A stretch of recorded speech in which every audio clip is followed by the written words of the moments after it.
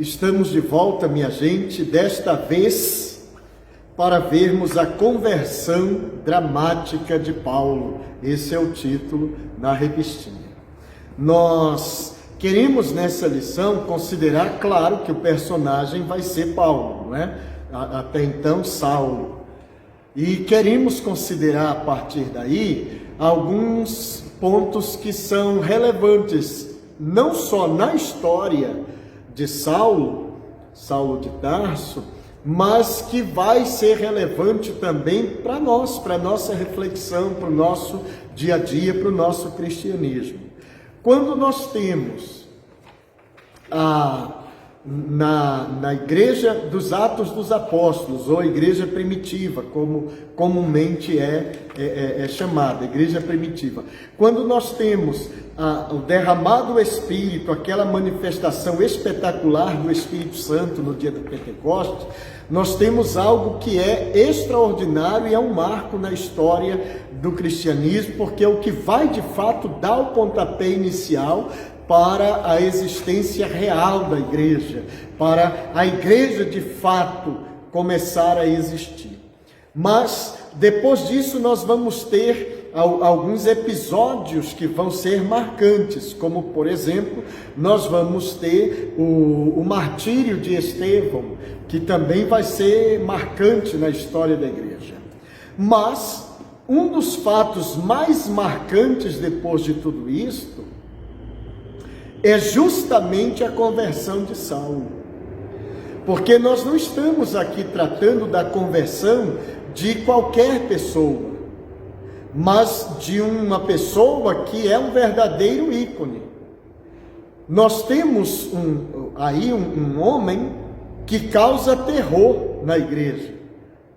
Não podemos esquecer que durante o martírio de Estevão, que culminou com o seu assassínio, nós temos essa figura de Saulo presente no momento. E que diz a Escritura que ele consentiu na morte de Estevão. Então nós temos aí uma pessoa que tem uma importância dentro daquela sociedade, dentro daquela cultura, ele tem uma importância. Ele é uma pessoa que está investida de autoridade. E pior, uma pessoa investida de autoridade para perseguir a igreja, para prender os cristãos e até para matar cristãos, como ocorreu com Estevão. Então, quando a gente fala da conversão de Saulo, e a gente diz que é um marco isso, na história do cristianismo, é porque não se trata de uma pessoa qualquer, se trata de um homem que é judeu, judaizante ferrenho, extremamente zeloso, radical, portanto, um fundamentalista, uma pessoa que pelas suas ações de zelo sincero, zelo real, verdadeiro pelo judaísmo, pela sua religião, ele persegue ferozmente a igreja, que até então era chamada O Caminho. Persegue ferozmente. Mas ele faz isso sem culpa, porque ele entende que está fazendo a coisa certa. Quando ele persegue os cristãos, prende cristãos, manda matar cristãos, ele faz isso de consciência limpa. Porque ele está entendendo sinceramente que está fazendo a obra de Deus. O que ele não percebe é que é justamente o contrário. É justamente contra Deus e contra a obra de Deus que ele está lutando. Mas ele ainda não sabe disso. Então esse homem causa terror. Ele causa pavor. O nome dele faz os cristãos estremecerem, porque sabem da ousadia dele, sabem do poder que esse homem tem. Então, quando uma pessoa como essa se converte ao Evangelho e passa a fazer parte da igreja, que ele sempre perseguiu e odiou, então essa conversão não é um ato qualquer. É algo marcante, é algo significativo. E dentro do contexto da história de Saulo, essa conversão tem um propósito muito específico de Deus, muito claro, que nós vamos poder entender. Então nós temos aí na revista a conversão, quando ele diz aqui a conversão dramática de Saulo, não deixa de ser. Estevão está morto, é levado para ser sepultado, e não deixa de ser uma afronta, porque ele morreu por ter afrontado as autoridades judaicas, por aquilo que pregou, por aquilo que falou, da verdade de Deus. E quando discípulos, pessoas cristãs, pegam o corpo de Estevão e decidem levá-lo para ser sepultado e o sepultam com honra, é claro que isso afronta essas autoridades. E então a perseguição é desencadeada contra toda a igreja de Deus. E os crentes então começam a deixar Jerusalém, deixar a Judéia, inclusive, e vão por toda parte, lugares próximos e distantes, e chegam a Damasco. Muitos crentes.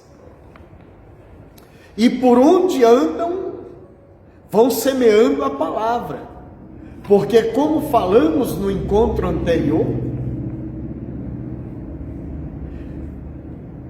a perseguição desencadeou uma semeadura, forçou uma semeadura, porque conforme os crentes vão saindo de Jerusalém em fuga para outras localidades, eles vão semeando a palavra, vão semeando. E aí o evangelho vai crescendo, vai se expandindo e a igreja se fortalecendo.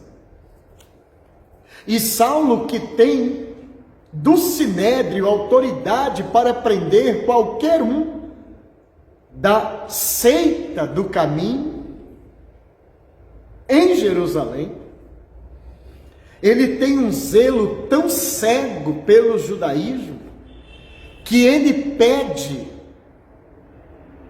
autorização para ir a Damasco, prender os cristãos lá em Damasco e trazê-los de volta para Jerusalém. É uma coisa ruim para a igreja, mas isso mostra uma virtude nesse homem, ou virtudes. Ele é zeloso, ele é alguém aguerrido, ele é alguém que luta por aquilo que ele acredita, ele é alguém determinado, ele tem objetivos, ele está determinado a defender a sua fé judaica e a pôr um ponto final na seita do caminho. Então ele é um homem de virtude, uma pessoa determinada. Quando ele acredita mesmo, e ele investe naquilo. E Deus está vendo isso. E ele então chega com o seu superior, pede essa carta, essa autorização. Eu quero ir a Damasco para prender os cristãos que fugiram daqui para lá, porque estão semeando a seita lá. Vou prendê-los e trazê-los de volta para cá. Ele é um homem determinado. Então ele vai. Mas o que ele ainda não sabe é que a vida dele nunca mais será a mesma a partir dessa viagem para Damasco. E Lucas vai registrar, portanto, no capítulo 9 dos Atos, que é justamente na estrada de Damasco. Ele está indo, crendo que vai ser mais um dia de sucesso. Vai prender muitos cristãos, matar alguns, quem sabe, vai voltar triunfante. Mas ele tem a surpresa de ter o seu encontro real e pessoal com Cristo na estrada de Damasco. Por que uma conversão dramática? Porque foi dramática. Aquela luz, mas ele já tinha a luz da palavra de Deus. Sim. Mas Deus fez questão de mostrar a ele uma luz muito maior do que aquela que ele já conhecia. Uma luz tão intensa que o cegou, fisicamente. O cegou. Ouviu a voz. Diz o relato de Lucas que toda a comitiva que estava com ele também viu a luz e ouviu a voz. Mas só ele entendeu as palavras. Caiu do cavalo, e aqui é literal. Literalmente ele caiu do cavalo e já sabia no seu íntimo que se tratava de uma manifestação superior, divina. Porque a sua primeira pergunta foi: quem és, Senhor? Eu sou Jesus, a quem tu persegues. Alguém poderia dizer, talvez ele até pudesse dizer, mas eu não estou perseguindo nenhum Jesus, não. Mas Jesus fê-lo entender. E como bom entendedor que Saulo era, porque era um homem muito culto, muito esperto, inteligente e astuto, entendeu as palavras de Jesus. Ele entendeu instantaneamente que ele estava perseguindo a igreja e que isso era a mesma coisa que está perseguindo Jesus. Eu sou Jesus a quem tu persegues. Ele já entendeu. Se eu estou perseguindo a igreja, e ele diz que eu estou perseguindo a ele, então ele e a igreja é a mesma coisa. Por quê? Porque a igreja é o corpo de Cristo. Se você persegue o corpo, perseguiu a cabeça, porque é a mesma coisa. Tudo é um corpo só. Ele entendeu ali. E Jesus vai mostrar para ele, e vai deixar isso claro.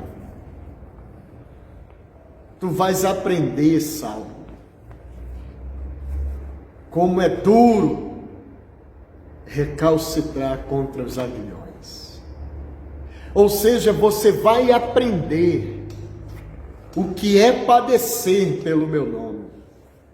O que é sofrer pelo meu nome.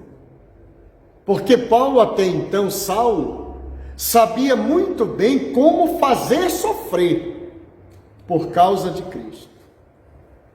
Ele sabia como impingir dor nas pessoas por causa do Evangelho.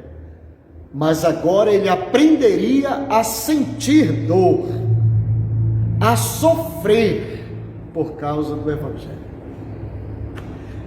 É dramática essa conversão, porque nós temos um homem ilustre, que está acostumado a mandar e ser obedecido.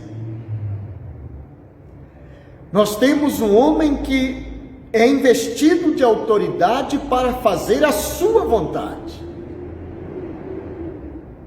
E agora esse homem se vê no chão, literalmente no chão. E pior, cego. Para chegar a Damasco teve que ser levado pelos companheiros. Mas um homem sincero, muito verdadeiro. E quando ele recebe a palavra de Cristo ali, o drama começa na queda do cavalo. O drama se torna mais grave quando ele fica cego. E o drama só está começando. Ele é levado a Damasco, vai para a casa de um certo Judas, e lá no outro lado, um crente, temente a Deus verdadeiramente, chamado Ananias, recebe de Deus a revelação: vá até a rua direita. Lá na casa de um certo Judas, você vai encontrar Saulo de Tarso. Ele está cego. Você vai orar por ele. Ele vai recuperar a visão, recobrar a visão. E você vai impor as mãos sobre ele. Ele vai receber o Espírito Santo.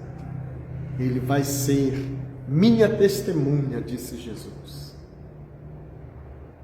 Para reis, para todos os judeus e gentios,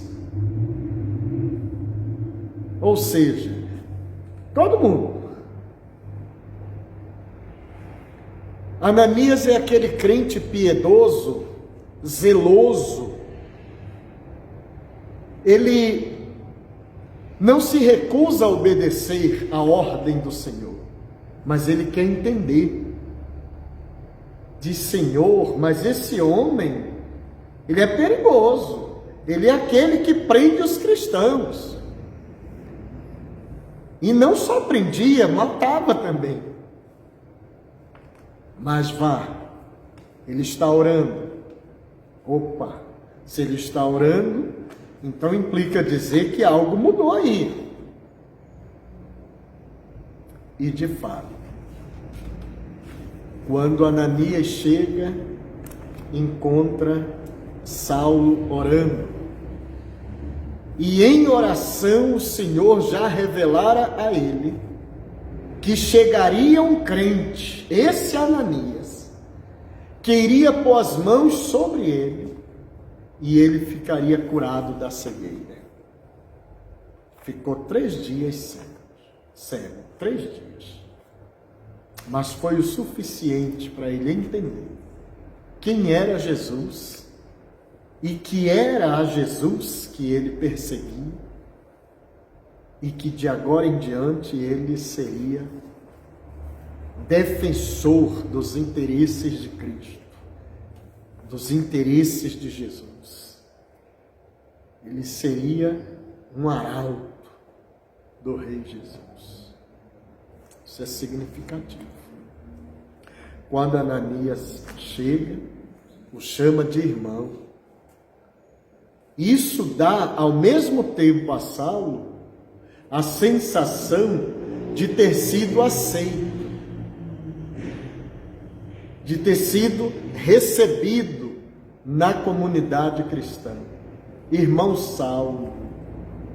Isso deve ter soado doce a ele, gostoso. Isso deve ter tranquilizado o coração dele, porque, por outro lado, se Ananias estava apreensivo a ir até ele, ele também devia estar apreensivo, porque, afinal de contas, ele estava cego, não ia poder se defender se houvesse um ataque contra ele, e ele era uma pessoa odiada. Os dois estavam apreensivos. Mas, irmão Saulo, isso o tranquiliza. Isso é muito importante de nós percebermos, porque aqui começa uma nova página na história de vida desse homem. Daí termos dito anteriormente que a vida dele nunca mais seria a mesma depois da estrada de Damasco.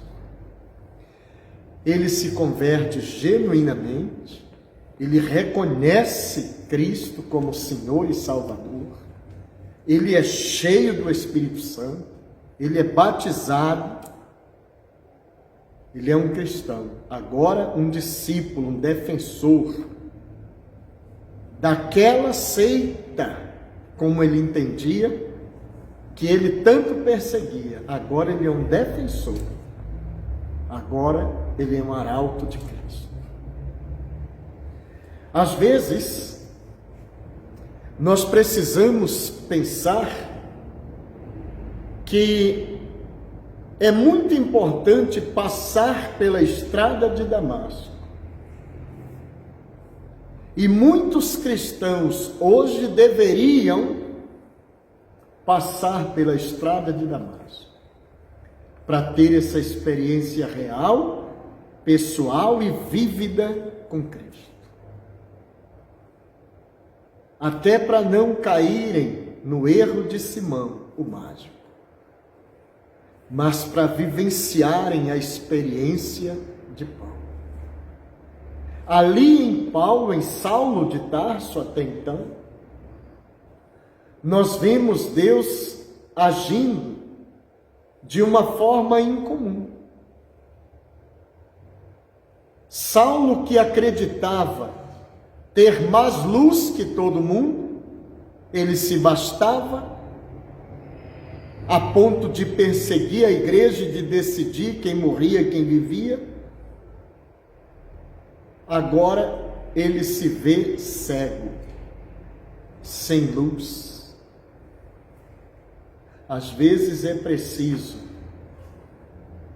perder a luz que temos, para que a luz de Cristo brilhe em nós. Foi o que aconteceu com aquele homem. Só a partir do momento em que ele ficou cego, foi que a luz de Cristo brilhou na vida dele. E ele enxergou a verdadeira luz de Deus. Naquele momento é que nasce o novo homem. É que nasce aquele que ninguém jamais poderia imaginar que seria o apóstolo dos gentios, o maior perseguidor da igreja.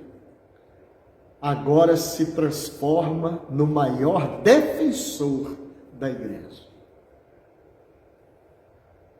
no mais digno, honrado e influente representante do reino de Deus. Isso é tão verdade que Pedro, que está na posição de comando, está liderando um grupo aqui e ali, representando a igreja, confirmando os crentes. Você vai ter Pedro até o capítulo 10 de Atos. No capítulo 11 ele é citado rapidamente, só de relance. No capítulo 11 não, no capítulo 15 ele é citado só de relance. Mas, de fato, do capítulo 11, onde Pedro não é citado, você tem o capítulo 10, no capítulo 9 você está aí com Saulo, a sua conversão. Depois você vai ter do capítulo 13 de Atos, até o 28, todo o resto do livro é Paulo. E Pedro, e João, e os outros. No capítulo 15, de relance é mencionado, mas já sai de cena. Paulo, até o final do livro. Quem poderia imaginar que aquele que consentiu na morte de Estevão agora é o principal nome que surge no cenário em defesa do Evangelho de Cristo e na pregação do Evangelho de Cristo. Não é à toa que nós temos de todos os escritos doutrinários do Segundo Testamento, a maior parte foi produzida por Paulo. Tamanha a importância desse homem, tamanha a importância do seu trabalho. Primeiro teólogo da igreja oficialmente, mestre por excelência. Mas quem foi ele, perseguidor da igreja? Isso nos ensina, por outro lado, que não devemos julgar pela aparência, não devemos discriminar. Às vezes a pessoa está lá fora causando muitos males para a igreja, mas nós não sabemos que planos Deus tem para aquela pessoa. E às vezes é aquela que Deus vai usar lá na frente para expandir o seu reino de uma maneira exponencial. Devemos, como víamos na semana anterior, semana passada, devemos pregar o Evangelho sem discriminar, porque não sabemos quem é aquela pessoa nos planos de Deus.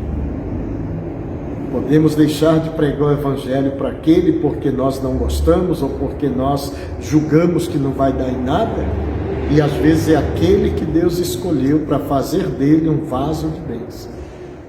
Está aí um perseguidor que se torna perseguido. Então, desde muito cedo, Paulo começa a experimentar a dor de servir a Cristo. Se converteu, e ele se converteu genuinamente. A vida dele passa por uma humilhação, porque ele entra na cidade de Damasco cego, carregado pelos seus companheiros, e sai de Damasco fugido, dentro de um cesto de madrugada, como um marginal, um malfeitor. Isso porque havia um plano dos judeus para tirar a vida dele. E os discípulos então resolveram descê-lo por um cesto na calada da noite, para que ele pudesse escapar. Veja bem, entra cego, humilhado, conduzido por outro, e sai sorrateiro, escondido, dentro de um cesto como um criminoso. É humilhante para esse homem, mas ele está aprendendo a sofrer por amor a Cristo. Está sendo humilhado, está sendo lapidado. Então a experiência dele de conversão foi uma experiência real, sim. Foi pessoal e foi uma coisa única, porque outros não tiveram a experiência que ele teve na sua conversão. Foi realmente algo dramático. Algo dramático. Ananias é aquela figura importante na história de Saulo e a história de Paulo, mas é é significativo olharmos para ele, porque ele nos traz lição também. Ananias é aquele crente anônimo. Ele é tão anônimo no contexto daquela sociedade, que se não fosse a conversão de Saulo, ninguém mencionaria Ananias. Ele só foi mencionado na Escritura por causa da conversão de Saulo. Jesus usou Ananias para dar vista, devolver a visão a Saulo. Isso é importante. Isso mostra que, para você ser usado por Deus, ser um vaso usado por Deus, você não precisa de muita coisa, não. Só precisa ser um crente temente a Deus, como Ananias era. Ele não estava em evidência, estava lá quietinho no canto dele, mas alguém temente a Deus. E Deus usou aquele homem. Agora veja, ele não era essa pessoa proeminente, isso é tão verdade, que ele não era um evangelista de multidões.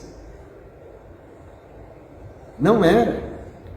Mas pense bem, ele devolveu a visão daquele que se tornaria o maior expoente do Evangelho de Cristo na história do cristianismo.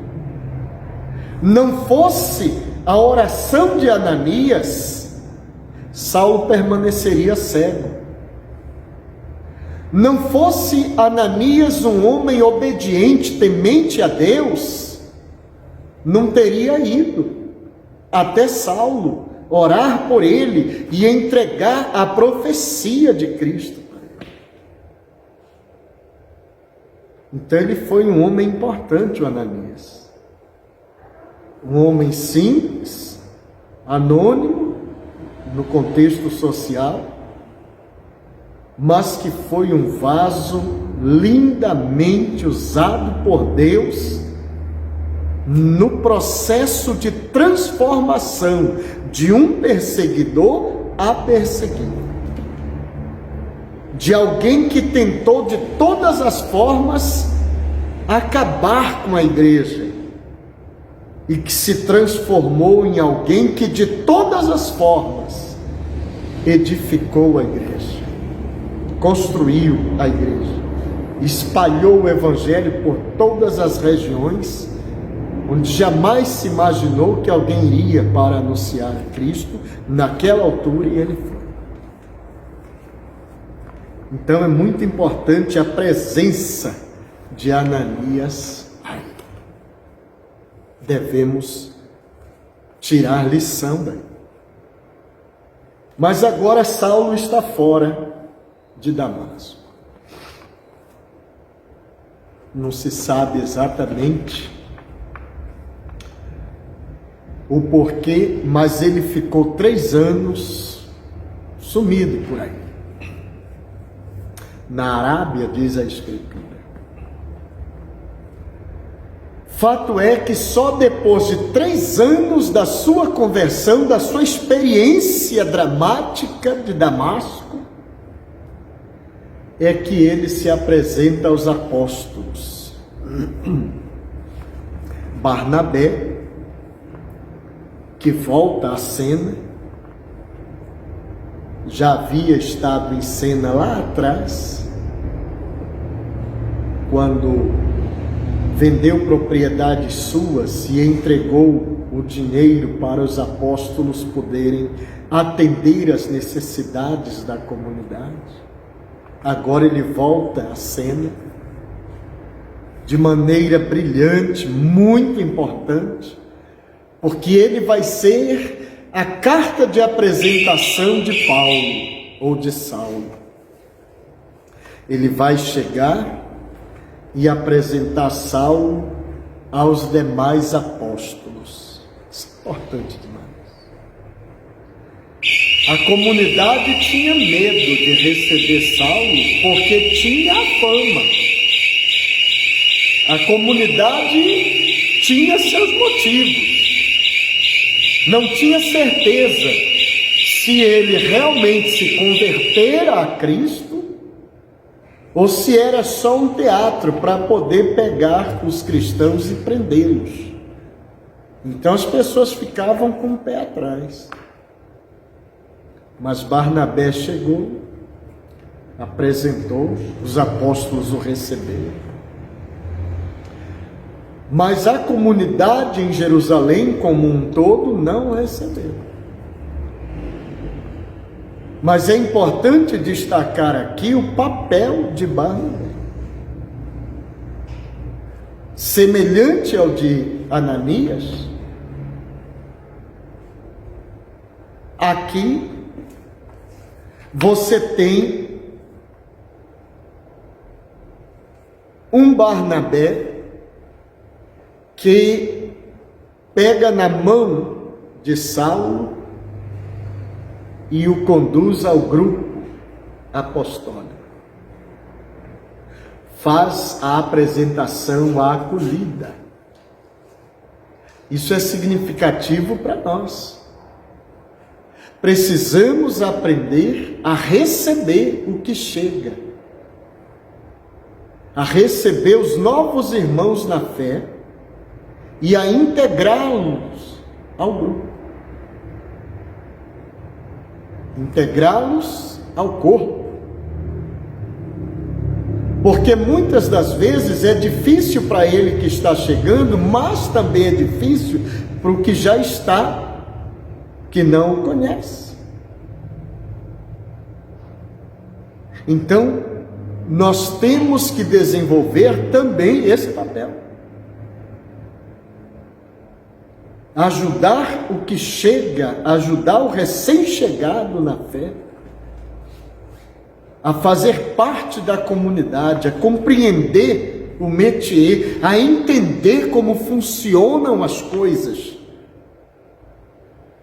para ele se sentir em casa, para ele perceber que aqui é gente dele, a casa dele, o lugar dele. Precisamos ser Barnabé, em certo sentido.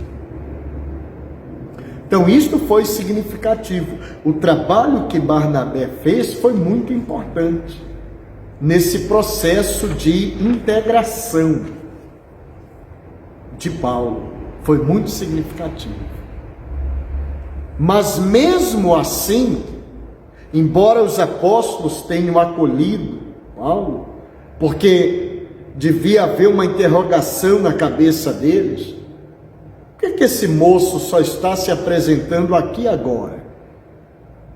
Já faz 3 anos que ele aceitou Cristo, abraçou a fé, abraçou a causa.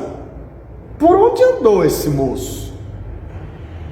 E era o que provavelmente perturbava a comunidade. Terá ele realmente se convertido ou é um truque para nos pegar de surpresa? Por onde esteve esses 3 anos? Você ficaria desconfiado, não ficaria? Ficaria. De repente, eu me converto ao Evangelho, você sabe disto, e aí há um bochicho por aí que eu me converti, já ando pregando o Evangelho e tal, e de repente, sem mais nem menos, você nunca mais ouve falar de mim. Eu desapareci no mundo. Passa 1 ano, 2, 3, eu apareço. Você ficaria desconfiado. Espera aí, irmão, onde você esteve? São 3 anos sem notícias suas, sem saber nada a seu respeito. Como é que agora você chega aqui e quer que eu o aceite como um apóstolo? Quem é você? Por onde esteve? Com quem? Fazendo o quê? Por que esse sumiço aí? É claro que isso deve ter incomodado a mente deles, incomodaria a nossa. Mas ele esteve segundo alguns entendidos, alguns estudiosos, ele esteve se preparando para a sua missão, nova missão, que agora não é mais carta das autoridades judaicas que ele tem. Agora é autorização de Cristo, carta do próprio Espírito Santo para ele pregar o Evangelho, espalhar a semente. Outros acreditam que nesses 3 anos ele esteve compensando 3 anos que ele não esteve convivendo com Cristo como os outros apóstolos tiveram a chance de conviver. E ele esteve recebendo de Cristo as orientações. Qualquer que seja o fato, uma coisa é verdade: ele não esteve 3 anos à toa por aí. Ele esteve em consagração, ele esteve bebendo direto na fonte de Cristo, na fonte do Espírito Santo. Ele esteve se preparando para a missão que ele receber, a nova missão da vida dele. Mas a comunidade tinha razão em temer. E os judeus, por outro lado, também não o aceitavam porque o viam como traidor. Ele era um zeloso da nossa lei e agora ele se aliou ao caminho e prega contra nós. Então intentaram matá-lo. É quando o próprio Espírito Santo revela: não fique em Jerusalém, saia, porque eles não aceitarão o seu testemunho, não aceitarão a sua mensagem, saia. E é quando ele vai para Tarso, sua cidade natal. E é lá que deslancha o trabalho dele até ele voltar, até ele ir para Antioquia, quando ele vai ser destacado para a primeira viagem missionária, mas isso é uma outra questão. Até aí tem muito chão ainda pela frente, 10 anos ainda vão acontecer. Mas nesse período que ele está na região dele, região de Tarso, muito provavelmente é lá que ele começa a plantar as igrejas naquela região e vai espalhando o Evangelho por toda aquela área da Ásia Menor. Isso é muito significativo. Mas o que a gente quer extrair de lição aqui para concluir? Primeiro, a conversão de Saulo foi genuína. Ele teve realmente a visão da luz de Cristo, ouviu a voz de Cristo, os homens que estavam com ele na comitiva também viram a luz e ouviram a voz, mas só ele compreendeu as palavras. Ele se converteu genuinamente a Cristo. Nós precisamos ter essa experiência genuína de conversão a Cristo. Se você é um crente que há anos está na igreja e acredita que só pelo fato de estar na igreja há muitos anos você já é um convertido, comece a refletir e veja se você de fato teve um encontro pessoal com Cristo. Quando foi? Como foi? Paulo teve o seu na estrada de Damasco e foi dramático o seu encontro, mas a sua conversão foi genuína. Nós precisamos olhar para ele como alguém improvável, alguém que nunca, jamais, ninguém no mundo poderia olhar para aquele homem e dizer: um dia ele será um pregador do Evangelho de Cristo. Nunca, jamais, ninguém seria capaz de vislumbrar isso. Mas era esse o plano de Deus. Viu naquele perseguidor um vaso valoroso. E Deus usou todo o potencial que ele tinha de fé, zelo, garra, determinação, e trouxe tudo isso para o reino do Filho do seu amor. E fez dele um arauto e um dos maiores defensores do Evangelho de Cristo, um baluarte do reino de Deus. Olhamos para Ananias, um crente no anonimato, sem vaidade, sem querer projeção, mas alguém temente a Deus, alguém de oração, de consagração. E Deus escolheu justamente esse homem para dar vista a um cego que se tornaria um dos maiores representantes do reino de Cristo na terra. Saulo, mais tarde Paulo. Olha para Barnabé, alguém que é experiente, que é respeitado, que tem uma posição honrosa no meio da comunidade, mas teve humildade suficiente para receber aquele novo crente, recepcioná-lo, apresentá-lo a todos os outros apóstolos, para ajudá-lo a se integrar ao corpo, se integrar ao grupo. Nós precisamos ter esse espírito de servo, essa humildade de servir e de ajudar o outro a se situar, a se integrar, a fazer parte do corpo, a entender como funciona, a entender o processo para poder seguir em frente. Que Deus nos dê graça e que o decorrer da semana seja para nós de muito aprendizado, de muitas conquistas e vitórias, e que sejamos crentes cada vez melhores, em nome de Jesus.